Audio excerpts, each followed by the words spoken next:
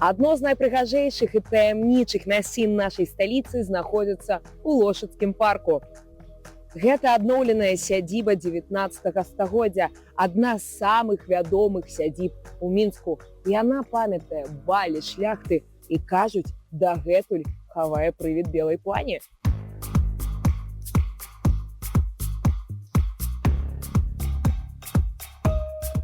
Сёння сюды можна прыйсці, каб літаральна дакрануцца да гісторыі і ўявіць, якім было жыццё ў той час.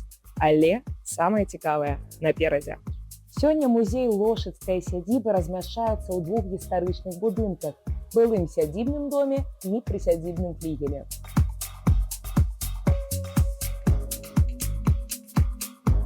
Сам дом – помнік архітэктуры другой паловы 18 і пачатку 19 стагоддзяў.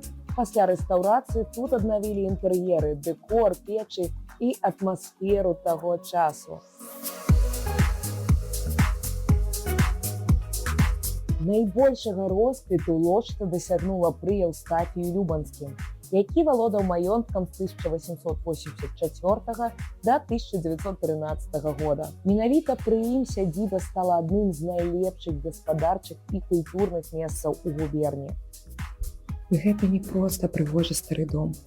Тут сапраўды можна адчуць, што Лошыца калісьці была месцам свецкага жыцця, з прыёмамі, размовамі і гісторыямі, якія, магчыма, не ўсе хацелі бы ўспамінаць. Але самая вядомая гісторыя Лошыцы – гэта легенда пра белую пані. Яе звязваюць з Ядвігай Любанскай, жонкай Еўстафія Любанскага. Паводле легенды, пасля асабістай драмы яна пакінула сядзібу і загінула каля ракі. А цяпер флігель. Здаецца, будынак сціплейшы, але гісторый тут не менш.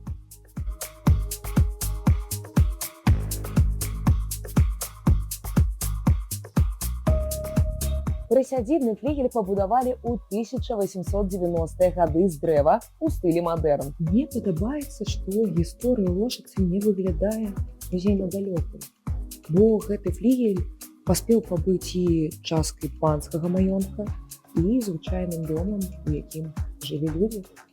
Лошыцкая сядзіба – гэта месца, дзе гісторыя і легенды ідуць побач. І нават калі прывід мы сёння не ўбачылі, здаецца, гэта лепш рабіць увечары, адчуванне таямніцы тут застаецца з табой надоўга. З вами была рубрика «Пойдзем з Карынай Ерафеевай», і мне здаецца, што гэта не апошняя таямніца нашай краіны.